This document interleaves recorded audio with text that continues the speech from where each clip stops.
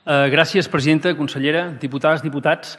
Aquest any debatrem la llei de residus, que evidentment és un tema cabdal per la preservació del nostre planeta.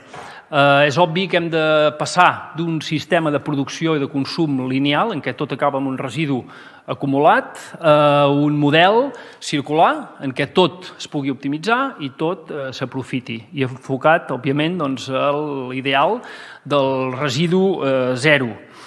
La pròpia natura ens ensenya que el residu no existeix allà. O sigui, a la natura tot es va traspassant d'un procés a un altre procés. El concepte de residu és un concepte humà.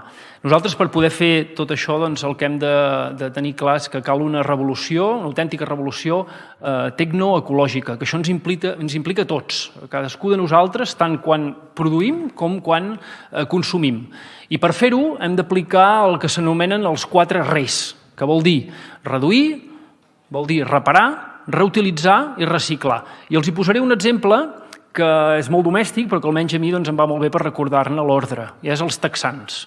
No cal que ens comprem uns texans cada temporada, per tant, reduir. Si se'ns esparrequen, els podem cosir, per tant, reparar. Quan ja s'han fet vells, els podem convertir en una bossa, en un davantal, per tant, reutilitzar, i finalment, quan aquests elements ja han fet el seu fet, es poden convertir altre cop en bobines de fil industrials i, per tant, reciclar. De fet, tot aquest procés és el que gestiona d'una manera exemplar, per exemple, i aquí ben a prop, al districte de Sant Martí, el projecte social Texans pel Clima, des de la recollida dels texans i triatge fins a la reutilització i el reciclatge. Pensem que per produir uns sols texans fan falta 8.000 litres d'aigua i s'emeten a l'atmosfera 20 quilos de CO2. En aquest moment al món s'estan fabricant cada any 300 milions de texans i saben quin és l'índex de reciclatge d'aquesta peça? Doncs un trist 3%. Per tant, tal com deia el capità Enciam en aquell TV3 que tant enyoro, els petits canvis són poderosos. I si un residu no es pot ni tan sols reciclar, doncs almenys que el puguem valoritzar energèticament. I en aquest sentit crec que hem de repensar com vam enfocar la incineració en aquest Parlament, perquè no podem posar en el mateix sac la crema simple de residus amb processos que són d'alta eficiència, que són amb control d'emissions, d'alta tecnologia, en valorització energètica, com són la incineració i com són la gasificació.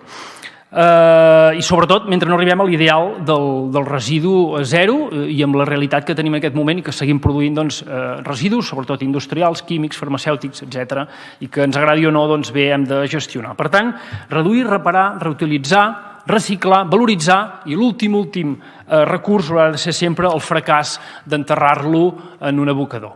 I llisto 5 conceptes que considerem claus a l'entorn dels residus, com són produir biogàs a partir de la fracció orgànica dels residus urbans, industrials i agraris, aprofitar l'aigua regenerada per als usos compatibles i pels cabals ecològics, controlar el trasllat transfronterer de residus cap aquí, perquè ningú ens pugui colar cap gol, tornar a la recollida porta a porta urbana industrial separant fraccions per dies i pel que fa als envasos, penalitzar els no reciclables, que sigui responsabilitat dels fabricants quins envasos escullen pels diferents productes i passar d'un sistema integral de gestió a un sistema de dipòsit, devolució i retorn d'envasos, el que havíem fet sempre.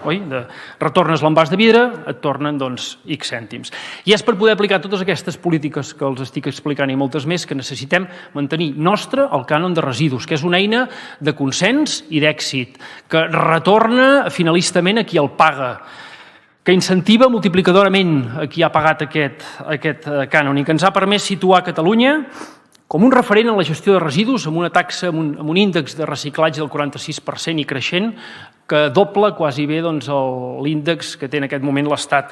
Un Estat que a través de la Ley de Residuos, que s'ha tramitat i aprovat ja al Congreso de los Diputados, ens pretén espoliar aquest cànon, que representen 120 milions d'euros que van contra la capacitat de gestió dels municipis i contra el rebut dels ciutadans i que són l'avís només del següent espoli que ja es frega a les mans l'estat espanyol, segurament, que és el del cànon d'aigua, que representa més de 400 milions d'euros.